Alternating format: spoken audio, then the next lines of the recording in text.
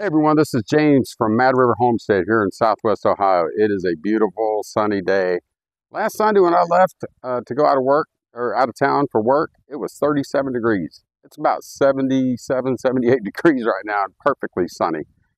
So today I'm going to be showing you my chicken coop. I did not make a video when I built it, but I'll explain the materials that I used and kind of how it came together. And the chickens seem to absolutely love it. So I'll show you that, and then I'll also show you my deep litter method that I use, as well as something that I came up with. I've never seen anybody else do it in a video, but it really helps if you're getting dirty eggs. You're going to want to pay attention to this one. It's a really, really good, effective way to keep that from happening.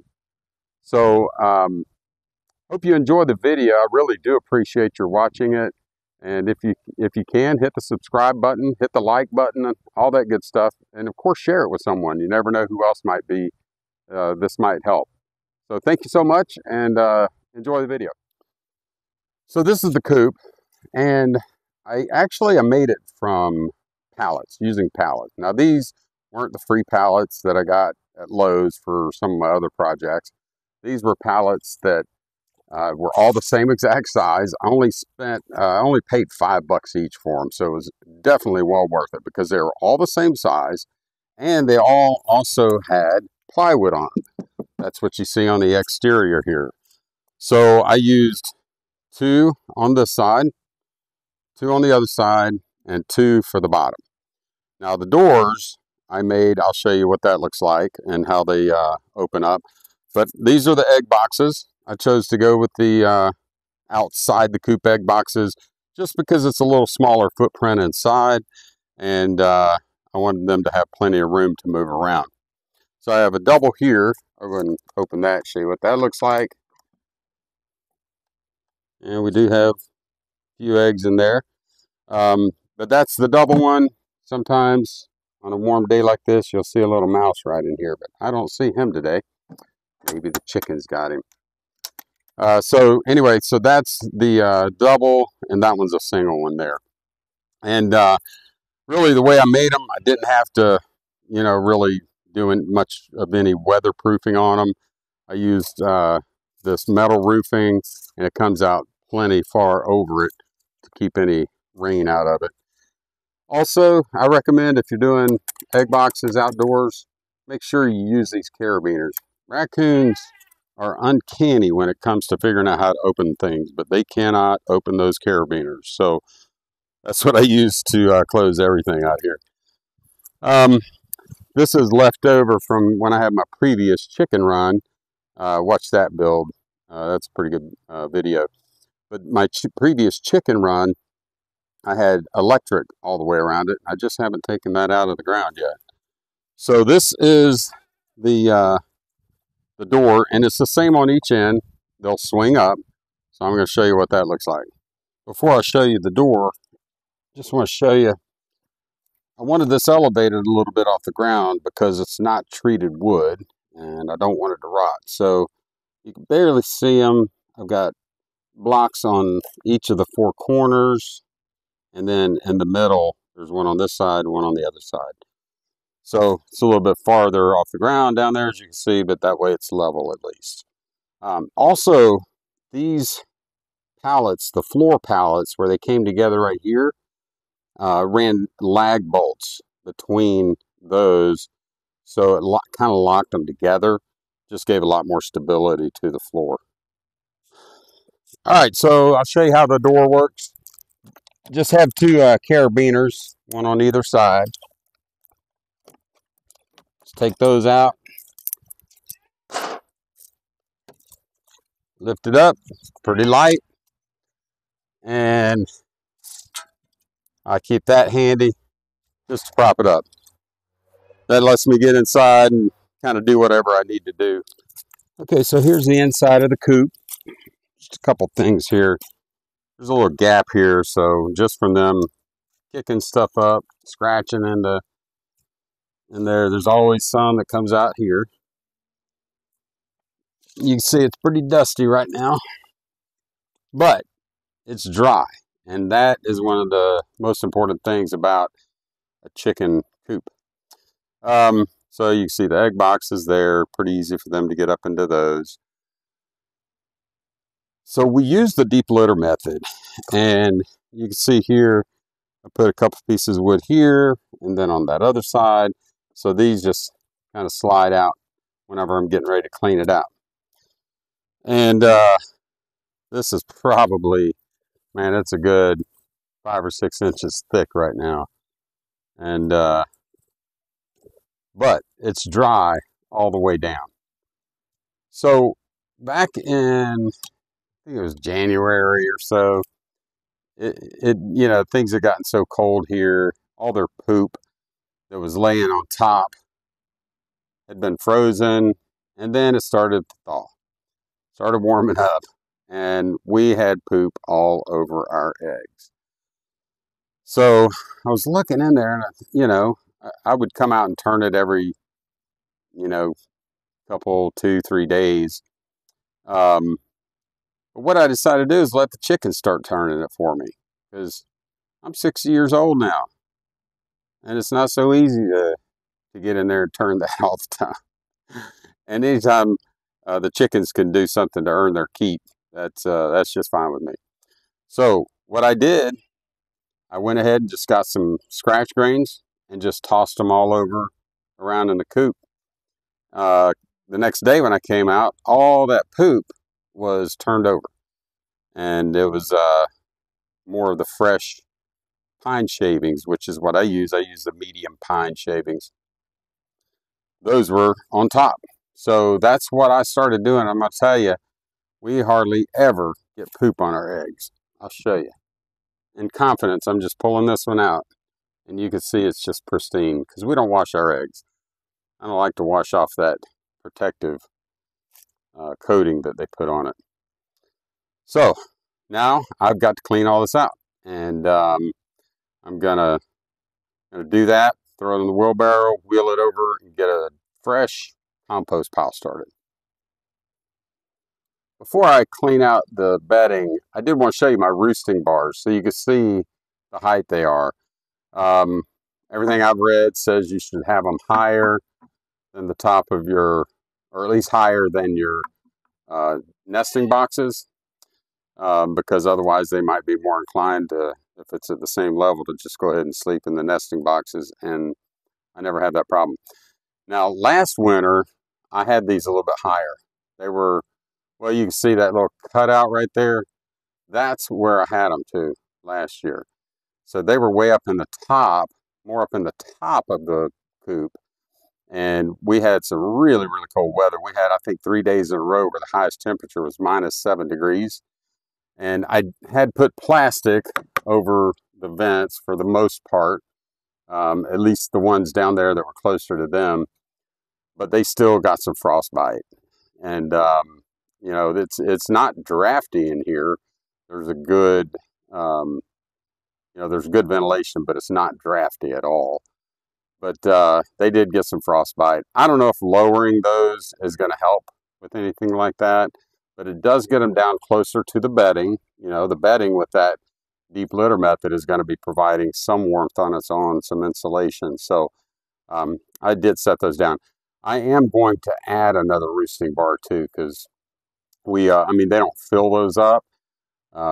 It's so funny. We have a total of 12 chickens now. There'll be 7 or 8 of them on one bar, and the other ones get the other bar. But I'm going to go ahead and add one more roosting bar in here, and because we are going to be adding some chickens probably in the spring.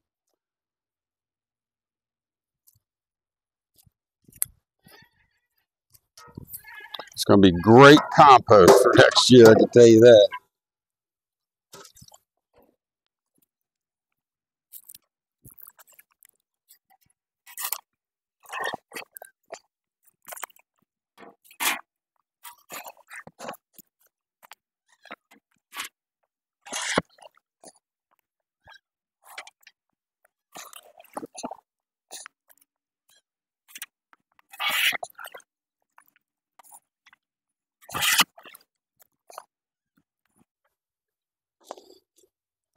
All right, first load for the compost bin. It's about 6 months worth of litter.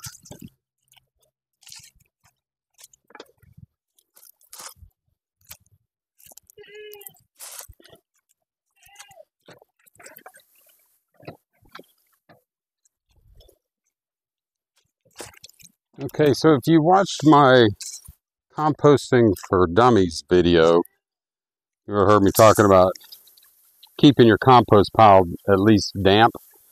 So this being as dry as it is, it really helps to wet it down good. That really starts up that process of the nitrogen and carbon, nitrogen being the poop, carbon being the pine shavings, really starts that process up really well. Don't have to wait for the next rain. You can see this, I sprayed a good amount on there, and still when I moved it out, still pretty dry. So I just wet it down really, really good. And then over the winter, we'll keep adding scraps and stuff to it.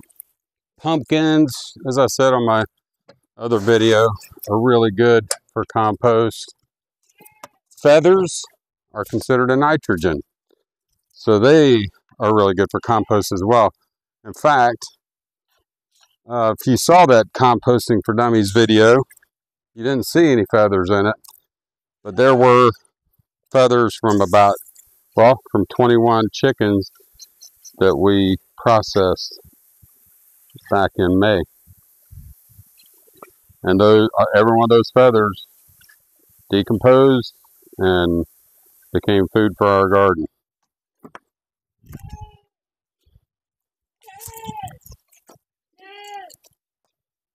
This pile is going to be pretty big when I finish this.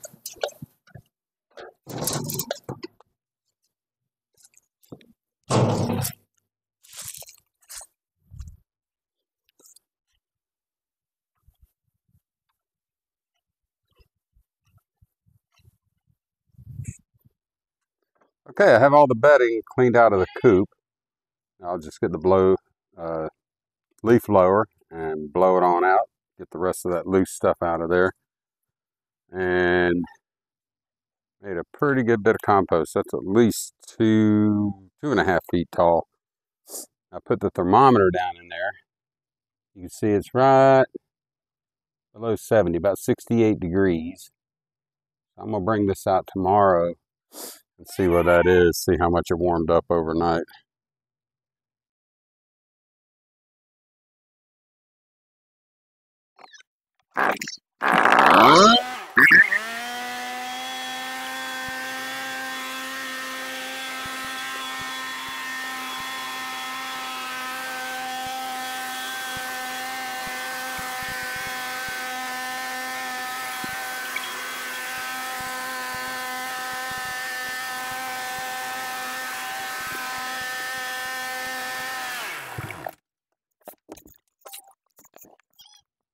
Okay, coop's cleaned out. Got those retaining boards in on the other side, and I added another roosting bar, so it's a little bit higher than the others. I wanted to try to keep it about the same height, but because of the way it was over here, I just couldn't do it.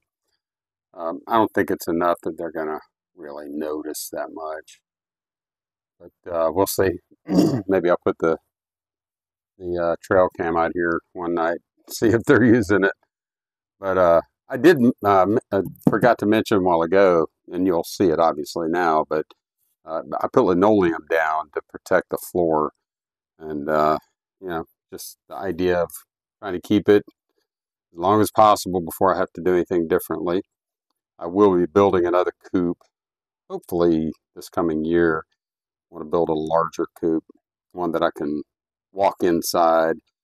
This one I have to bend over a lot, and I ain't getting any younger. So the only thing left to do is put these boards in. These retaining boards on this side. Get those both in, and then I'll be able to put in the bedding. Again, I use medium bedding, medium pine shaving.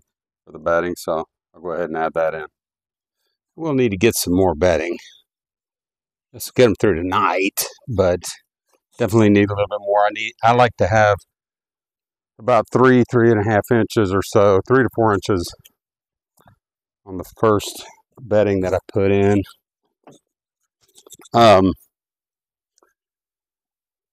That's what I did back in April. I think I changed the bedding last, and I've added bedding maybe 3 times since then.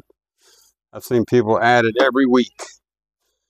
And if you let the chickens work by putting the scratch reins in there, then you just don't have to add it near as often.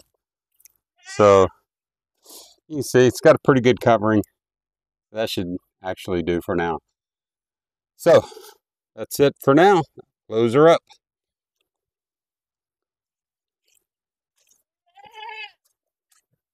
Ezra, you want to go out in the woods a little?